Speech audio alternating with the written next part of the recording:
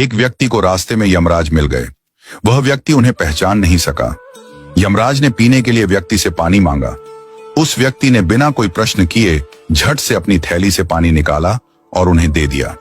वृद्ध ने कृतज्ञ होकर जल पिया और फिर कहा, वत्स, मैं यमराज हूं। आज तुम्हारी आयु पूरी हो चुकी है और मैं तुम्हारे प्राण हरने आया हूं। यह सुनकर व्यक्ति का चेहरा सफेद पड़ गया। हृदय कांप उठा।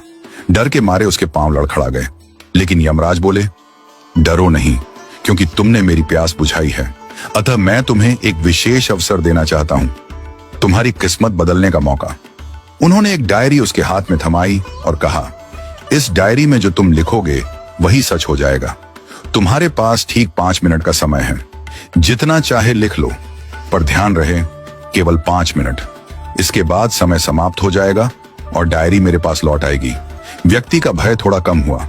वह सोचने लगा, अब तो मेरी किस्मत मेरे हाथ में है, मैं सब कुछ बदल सकता हूं। उसने जल्दी जल्दी डायरी खोलनी शुरू की। पहला पृष्ठ देखा। वहां लिखा था, तुम्हारा पड़ोसी रामदीन कल लॉटरी जीतकर करोड़पति बनने वाला है। व्यक्ति को ईर्ष्या हुई। उसने लिखा, रामदीन की लॉटरी रद्द हो जाए, वह गरीब ही रहे। दूसरा पृष्ठ लिखा था, तुम्हारा मित्र रघु चुनाव जीतकर मंत्री बनने वाला है। व्यक्ति ने लिखा, रघु चुनाव हार जाए, उसे अपमान झेलना पड़े। तीसरा पृष्ठ, तुम्हारा छोटा भाई विदेश जाकर बड़ा व्यापारी बनने वाला है।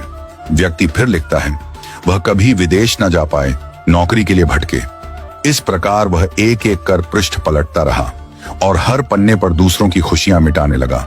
उसका मन ईर्ष्या और द्वेष से भर गया था। अंत में उसने डायरी का अंतिम पृष्ठ खोला।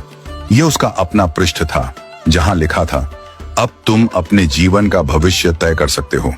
वह मुस्कुराया, पेन उठाया, लेकिन तभी एक ठंडी सी आवाज आई, वत्स, तुम्हारा 5 मिनट का समय समाप्त हो चुका है। यमराज ने धीरे से डायरी उसके हाथ से ले ली और कहा, तुमने अपने जीवन का सबसे कीमती समय दूसरों का बुरा सोचने में बर्बाद कर दिया। न स्वयं के लिए कुछ लिखा, न अपने जीवन को सुधारने की कोशिश की।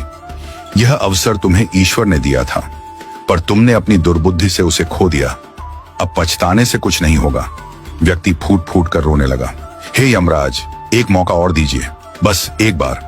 यमराज शांत स्वर में बोले, वत्स, समय और अवसर दोनों यदि एक बार निकल जाएं, तो फिर लौट कर नहीं आते।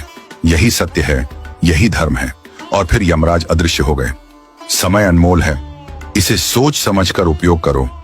ईर्ष्या और द्वेष जीवन को नष्ट कर देते हैं। यदि ईश्वर तुम्हें कोई शक्ति या अवसर देता है, तो उसका उपयोग अपने और दूसरों के कल्याण के लिए करो। दूसरों का बुरा चाहने से तुम्हारा भला नहीं होता। जो व्यक्ति अपने भाग्य को सुधारने की जगह दूसरों को गिराने में समय लगाता है, वह अंत में अपने हाथों अपनी ही हार लिख देता है। सच्चा मनुष्य वह है जो अवसर मिलते ही प्रकाश की ओर बढ़े, न कि अंधकार में दूसरों को ढकेलने लगे।